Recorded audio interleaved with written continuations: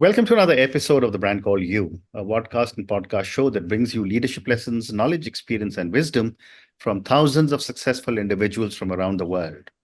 I'm your host, Ashutosh Garg, and today I'm delighted to welcome an accomplished professional from the world of data and analytics from New Jersey, USA, but talking to us today from India, Mr. Sayandeb Banerjee. Sayandeb, welcome to the show. Thank you, Ashutosh. Thanks for inviting me. Thank you. Sayandeb is the CEO and co-founder of MathCo. He has been listed amongst the top 20 CEOs of data science service providers in 2023.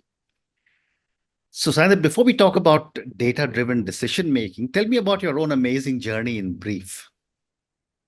Sure. No, so you already said data-driven decision making. I think that's what I have done all through my life.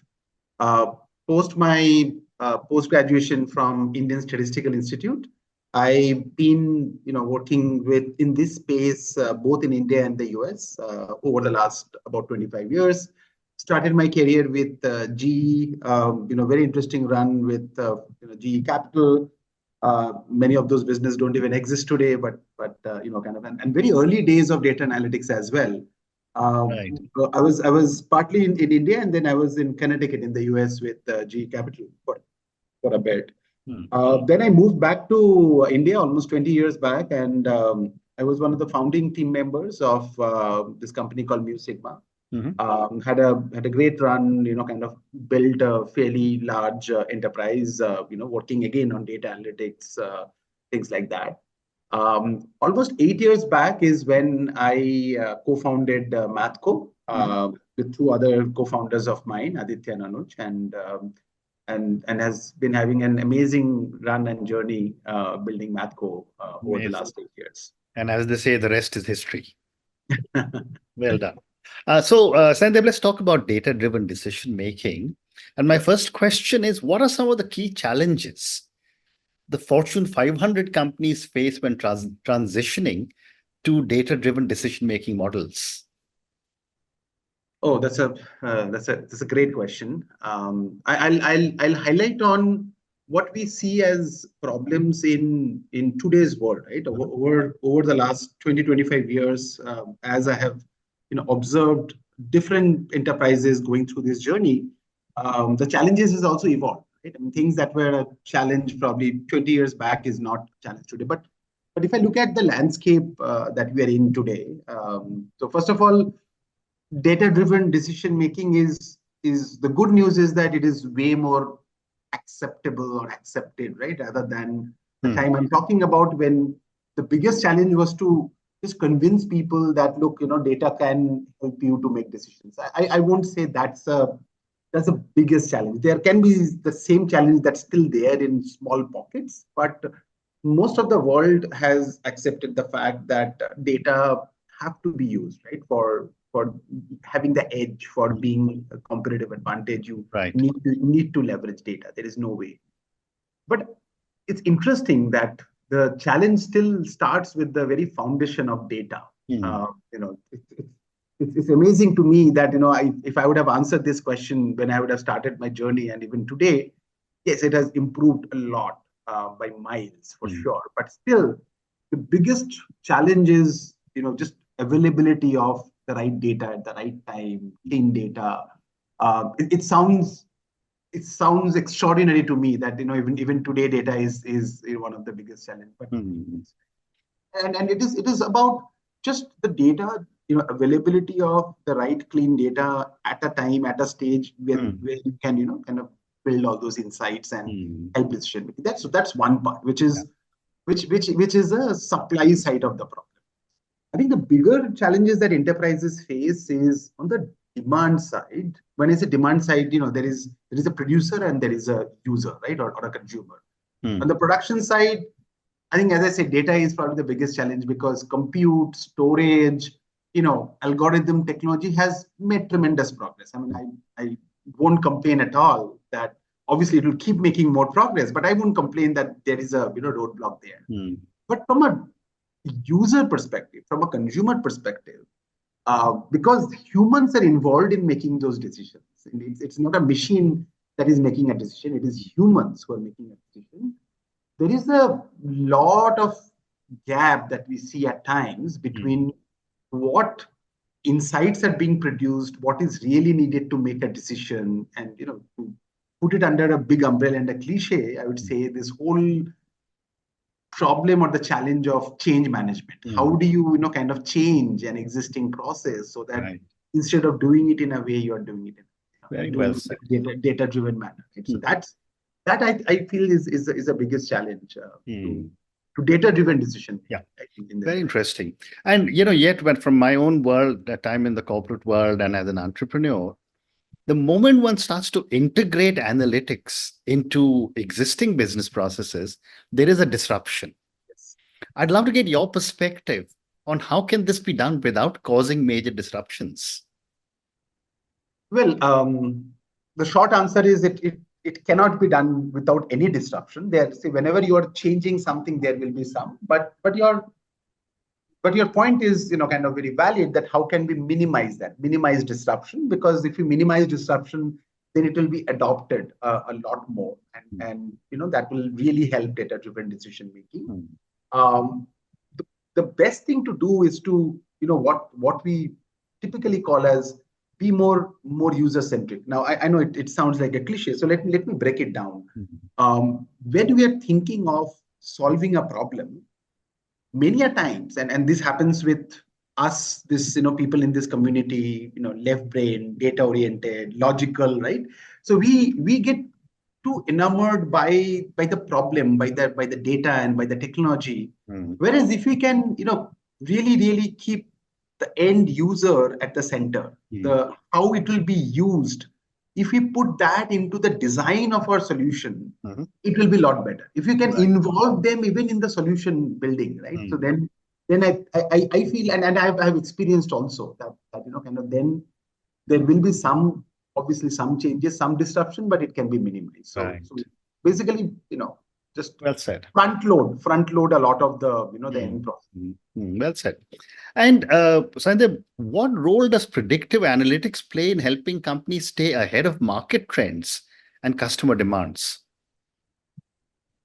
I mean, major role, right? I mean, again, today there are clear distinctions that are being drawn, right, with companies that are way ahead in terms of leveraging predictive analytics, data, in order to forecast what my demand would be, forecast, therefore what my production schedule would be, what is the right level of inventories to be kept, right? I mean, forecast how many of this particular drug that I'm manufacturing by a pharmaceutical company, how many really needs to be produced to get to the market to demand. So predictive analytics, when you are being able to say what will happen to a certain degree of accuracy, obviously, there is nothing for sure, but 100%. But that is way better than not being able to say anything about it, or being able to say about it, just purely based on traditional gut feel that, I have been in this business for a long period of time, so I know what will happen. Yes, that plays a very important role, but there are so much that can be improved, right? As I said, in terms of how much to produce, where to produce, kind of how much to bring into the store, what to keep in a distribution center. There are a bunch of those problems that are getting solved. Banks solving it by saying for quite some time now, right? I mean, who will pay your loan back? Who is credit worthy, right? So those kind of questions are all in the realm of predictive analytics in some. The other challenge that I have also experienced when it comes to data and transformation beginning to happen is short-term business imperatives as compared to what long-term data-driven strategy could deliver. How do you balance short-term business goals with long-term strategy-driven goals? Yeah. Again, a very, very interesting challenge indeed, right? While most of the time, the long run implications are little more clear, or people say that yes, kind of I know in the long term this will help, but I don't know how do I do it in the next few months, or if I implement this change now, right? What are the challenges? Look, I think what I have, again, whatever I'm saying is just based on what I have seen, what I have experienced, what we have done for many enterprises. Yeah. Is there is no no substitute of what I'll call as experimentation. Right? You have to, obviously in the short term you cannot do a full rollout, right, unless you have tested any solutions. But if you can keep a culture of experimentation, a culture of fail fast, as they say, right? If you can really incorporate that in the short term, then it will at least kind of create the pathway for the long term strategic goals to happen. Right. Because you can't be kind of winning the match without getting into the field, right? I mean, you can't be saying I'll stay on the sideline and I will kind of still win the match. So you have to get in, and you have to get in now. You can't, because every time you say that I'll do it a year later, at that stage there is a short run and there is a long run. Correct. Correct. But What I'm hearing you say is that you can't be a non-playing captain. Oh, no, yeah, absolutely. You absolutely have to be a playing captain, and you have to be smart about it. You have to, kind of do quick experiments and be able to understand what is working, what is not, and cut losses sooner than later. Right? Correct. That again is a very important skill and culture and everything. Many a times people do things in the short term, and even if it is not working, it is incurring losses. It continues for a while, and then you start disbelieving in the whole notion of data-driven decision. There will, like anything else, there will be some that will work, some that will not work. Right? You can't expect everything to be best. Correct. Great response. The other aspect, Sayandeb, is the whole role of artificial intelligence and machine learning. And in the last few years, these seem to have become the answer to every challenge an organization seems to be facing. How do you see the role of AI and machine learning evolving when it comes to data-driven decision making? I see all of these as a continuum. I don't believe, and I'm pretty confident about it, that this is suddenly there is a step change, right? You are going in a certain direction and suddenly boom, kind of something new happening. Because for a practitioner, if you observe over, when you say predictive analytics, at some point when you used to use the good, well-established statistical techniques, applied math, right, to do that over time evolved into what you see as machine learning, that leading way to the deep learning methods, deep learning, getting into more neural networks, getting into all the transformers that we talk about and the large language models. It's first of all, it's a continuum. That is one that I have always seen, and if you go a few layers below, you'll see that.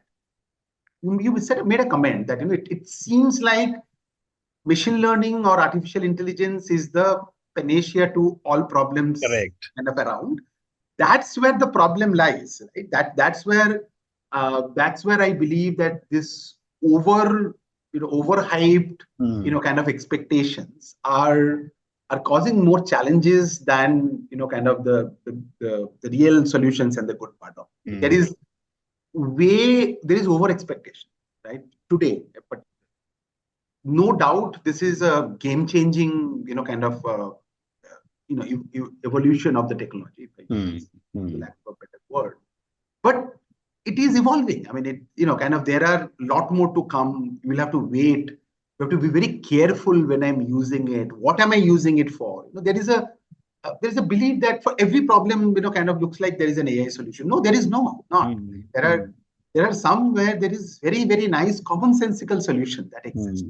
There are some where just looking at data, kind of the past data in a nice summarized manner can give you a lot of insights that helps you make that decision. You don't need an AI for that, right? You have to be, and I think that's where we, the practitioners, have to play a more proactive role to I would say sometimes to educate people that look, leave that to us to, kind of also figure out where you need AI, at least at its current level of, accuracy and development. You can't start applying it everywhere because it will create more harm than good. And if that starts happening, that will start creating disbelief and a whole spiral, right, where people start saying, look, I told you so, right, that this never works. So both these extremes are very dangerous, right? I mean, on one side there are some very few, but some complete naysayers who feel this is all hype, right? There is no reality in that, which is absolutely not right. And then there are others who feel everything has an AI solution to it, right? Which is also not right. So the answer is somewhere in the middle, but that's where the finesse is. That's where you figure out where you need to focus on what problems render itself, kind of to a AI type of a solution where you build classic machine learning algorithms and that's good enough. You don't need Great there are those areas. Great response, Sandeep. The other perspective I want to get from you was, I remember when I was much younger in large organizations, and there would be a different form of data, but data was always used for Sure. making any kind of decisions, whether it was on a big chart or whether it was on an Excel spreadsheet, or today what is happening. And yet, people at the leadership level or the C-suite level tend to assume that someone else will do it for us. I want to get your thoughts on what are some of the key skills and competencies needed for leaders in data-driven organizations. Yeah. Again, very important question, particularly like you said, right? Any of us who are in that space, realize that and feel that a lot more. Now, given where the world is headed, right? Given how easy access has become. Correct. In today's world, a leader cannot, kind of stay away saying that someone will come and, kind of give me the insights. I mean, the more I see some of the leaders who are very, very effective are the ones who don't hesitate to really, kind of get into data and, basically ask their questions and get answers to it. Right? And the good news is that technology today allows you to do that. I can understand when you had to go through, pages and pages of a report to really stitch together an insight. Today, with all again, that's what I'm saying. Those are the areas where I feel, in the current world of artificial intelligence, or what is more known as the generative AI today, is playing a major role, right? Where if you, Ashutosh, you need to know, how your podcast is doing among certain segments of your audience, you can literally ask that question to a bot developed using some of these new large language models, and that can fetch you that answer. But you have to have that, both the ability and the willingness to do that. That is one thing, right? That you cannot be, oh, I don't want to deal with data. Right? I'm making business strategy. Someone will tell me data. That line is getting blurred very, very fast. People who will stay away, I think, sooner or later will either move in that direction or will just stay where.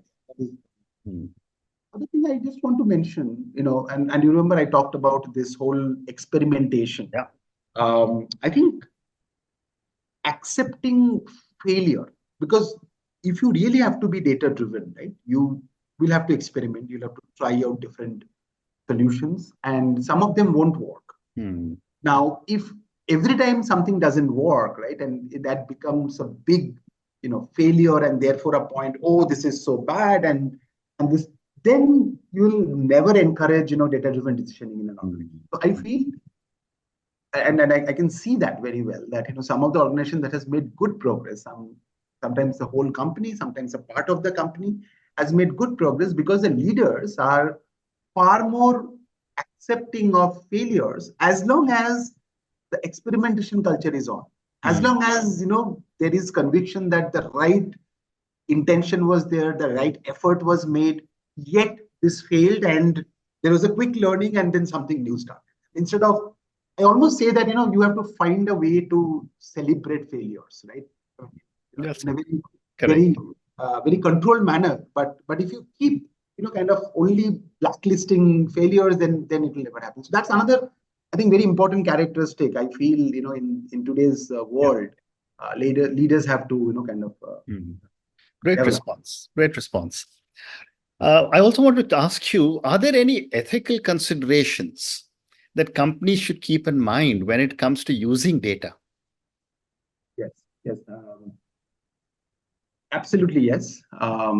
I know I said very emphatically, absolutely yes. It's more easily said than done, because ethics is by definition is a subjective matter, right? I mean, what is ethical? What is, yeah? There are some things which are very clear lines are drawn, but there are many things where it is very cultural, it is very contextual, it is very specific, right? I mean, I cannot have a like a there are some code of conduct, but nothing can be foolproof. Right? It is not a yes and no answer and black and white answer. So one thing which I can tell you for sure, that this is an area that needs constant monitoring, right?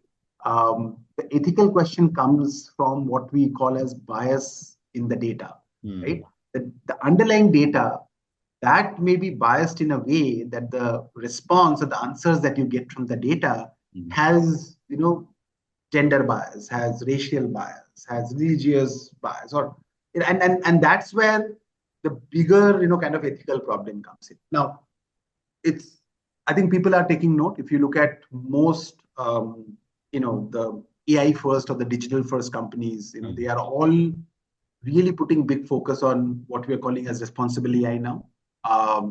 Leaders who are, used to play a very critical role are now fully focused on how do I build responsible AI and things like this, is primarily to address the question of ethics that you talked about. But as I said, it's more easier said than done, because many a times it's not a very black and white question. Many a times it's a very contextual question. It is what is ethical in, say, in India may not be as ethical in a different country, in a different setting, or what is ethical in a different region within India may not be ethical in some other region. So there are all of these fine nuances that has to be captured. Well said. When we say ethical. So only way is that you can't wash your hands saying that, okay, I have established all protocols and we're done, we're good. Right? So this needs constant monitoring. Every outcome, every result needs to be almost stress tested for ethical issues and ethical questions, and you'll know that whether you are hitting it right. Well said. So I have time for two more questions, Sayandeb. My next question is, what strategies can companies employ to develop a data-driven culture among their employees? Yeah, so I will just borrow one from what I said before.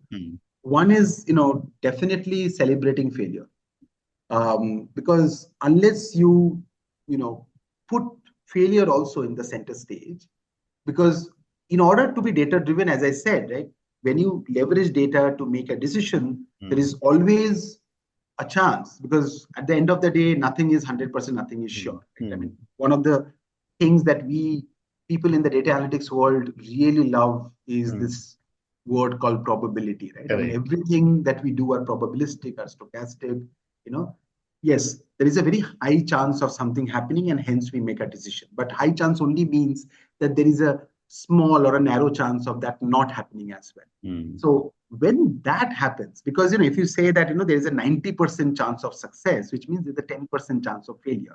So out of 100 such trials, 10 of them will absolutely fail. I mean, Yeah. I know it is not as accurate as that, but then as an organization, what culture you build to accommodate those 10 also within your ecosystem is very important. If they are looked at as, yes, this was the right intent, rightly done, yes, this was a failure, and talked about it along with success, and even in our organization in a much smaller scale, we have even tried doing that, and I've seen that it creates amazing results. Right? So that's one I always feel is a very important part that organization needs to do, is to accept failure, sometimes celebrate failure, right? Because then the other question comes in, because if you have to be data driven, and if you are celebrating failure, accepting failure, you will encourage an environment of a culture of experimentation, because it is only through experimentation that you will know that what works the best. I mean, data driven decision is not that I implement kind of a particular predictive model and that will every time give me the right accurate decision. Right. It means that I have to constantly monitor, I have to constantly change, underlying situations change, data changes, human behavior changes. Many times we are trying to almost predict or mimic human behavior, right? I mean, and humans are fairly evolved, right, from that perspective. Right. So that is, I think those are some of the things that are absolutely needed. Well said. And my last question for you, Sayandeb, given the amount of knowledge you have on analytics and data-driven decision making and so many other forms of technology, if I was to ask you to look into a crystal ball, maybe not the right thing to ask to a data scientist. What emerging trends in data analytics do you foresee in the next few years? Yeah, so the trend that I clearly see over these years, even without looking at a crystal ball, to be honest, is Yes. that the so what has happened, like traditionally, is people have focused a lot more on the answers. People has focused on how to build the best possible technology, the best algorithms, right? How do I use some really shiny technology object? The trend that I see, and particularly with the advent of AI, the newer developments and of generative AI and things that are kind of becoming more and more popular, effective, and everything, is those answers are going to be provided by the machine, right?